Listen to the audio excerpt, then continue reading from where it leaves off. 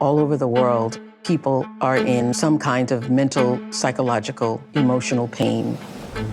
What words have you heard around mental health? Crazy? Lost it, can't keep it together. Right, guys, I want to talk to you about The Me You Can't See. It's a docuseries on Apple TV that I've checked out recently, and I felt so compelled to want to talk to you guys about it. I'm not quite sure exactly what I'm going to say because I've got nothing prepared, so I'm probably going to ramble a bit, so bear with me, but it's a really important series, so I really wanted to talk to you guys about it and let you guys know that I highly recommend you watch it. Don't avoid it, and it's definitely not It Depends. It's definitely a watch it.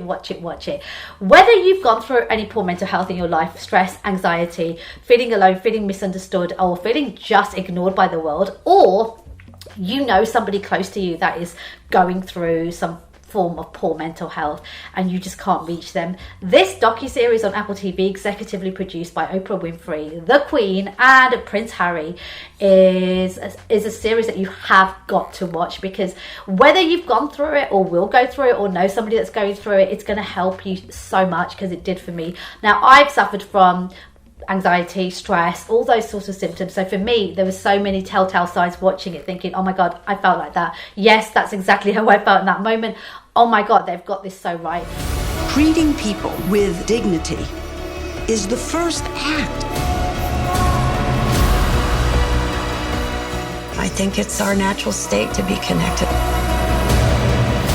Fauzi and his friends are heroes. I really, truly believe that they are heroes. Oprah and Harry's job, aside from them just being incredibly vulnerable and honest about their own experiences, is also bringing all these different stories together. So they're almost like the hosts, and each episode isn't just about them. In fact, there's not that much about both of them in the whole series collectively, but when they do speak from the heart, when they do talk about their own experiences, it's powerful because it's so honest and so real. And these are people we admire, and a lot of people love Oprah, a lot of people love Harry, and I think talking like this about trauma that they've gone through, as from kids to adult life, to Harry said something like from 28 to 32, he was the most sad, miserable, stressed out person he'd ever been. Hearing him say that out loud, I think is going to help so many people, because so many people feel like that now or have done. And I think seeing somebody that's considered like, you've got an easy life, you're rich, you've got a beautiful wife, great, your life is perfect. Hearing him talk about how sad and depressed he was at one point in his life, and also anxiety, public events, going out to public events, his brother and his dad being really calm, and him sweating in his brow line, the back of his neck, and thinking, oh my God, can people see this? And if they can see this, what are they thinking of me? And I can tell you, I can relate to that, because it's really weird being a presenter, because a lot of times you're very outgoing in your job, and you speak from the heart, and people think you're so amazing because you're so confident. But sometimes when it comes to yourself, you can be very shy, so you can be very introverted yet very outgoing. I know it's kind of in some ways it's kind of conflicted, but it's actually something that a lot of people that work in the creative industries suffer from, where they can be really switched on for their work, but then behind the scenes they're going through a lot. So I think Harry being so very open about stuff like that is incredible. He also said something that really touched me. He said that he remembers having a conversation with his dad, his brother William, and his dad saying, it was tough for me and it's going to be tough for you guys as well, so basically suck it up. That kind of vibe, maybe not word for word, but that's the kind of gist of what he was saying. And then he followed that with, but that's not right. Why should it be bad for us as well? Aren't you supposed to want better for the next generation? Being able to say, this is what happened to me, is crucial. You also get to see people like Lady Gaga as Stephanie, being herself, talking about a really disgusting, horrible, traumatic thing that she went through at age 18, and how it's affected her in her career and her life growing up. And again, she's somebody I've interviewed a couple of times, and she's fantastic to chat to, so sweet, so lovely, but always in the hair and the makeup and the costume. And hearing her talk as Stephanie made me realize that part of the character of being Lady Gaga, I think, is protection for her, because she's gone through so much as Stephanie. And when you put on that fabulous costume and you become Lady Gaga, it takes you away from that life.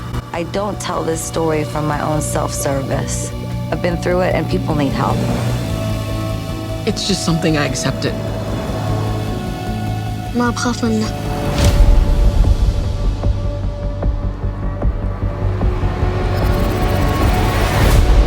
make that decision to receive help is not a sign of weakness. In today's world, more than ever, it is a sign of strength. Oprah breaks down in tears talking about her own childhood and what she went through, and again people look at her and think she's got it made, her life is so perfect, and then hearing her talk about the trauma that she's gone through and how she has to deal with her life day to day it's going to help so many people. I absolutely felt so emotionally upset watching this series, but I also felt joy. I felt two strong emotions. I felt comfort and understanding and compassion and empathy, and felt like I'm not alone when I go through crap. But equally, I felt joy because I thought this is going to help so many of us. All of us that are in our heads a lot of the times and sometimes feel like nobody gets it, nobody understands. I think this series absolutely shows you that, hey, there's a lot of us going through similar things, and it doesn't matter what you do for a job, how much money you have, where you were born, whether you're a royal prince or you're a kid in Zimbabwe. You know, we all suffer from poor mental health, and the best thing we can do is talk about it and help each other and normalize it, but also accept that sometimes we don't have the answers. So be an ally to those that are suffering as well, because if you think, God, just get on with it, why are you down? It's not that simple.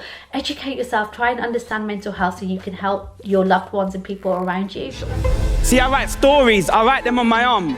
Only I can read them, but the doctor calls it self-harm. So can somebody tell me it's okay not to be okay, and do not tell me quietly, because mental health matters, and that's the reality.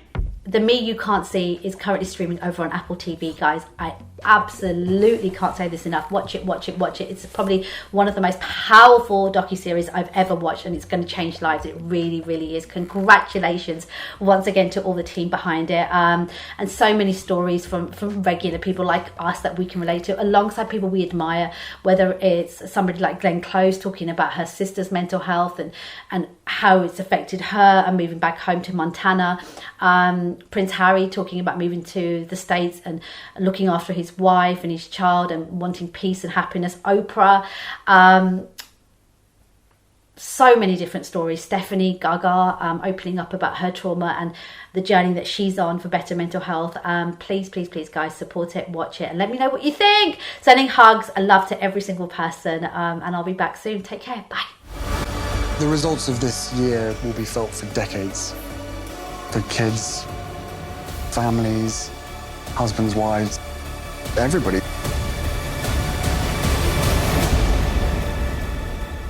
If we're gonna hurt, we're gonna hurt together.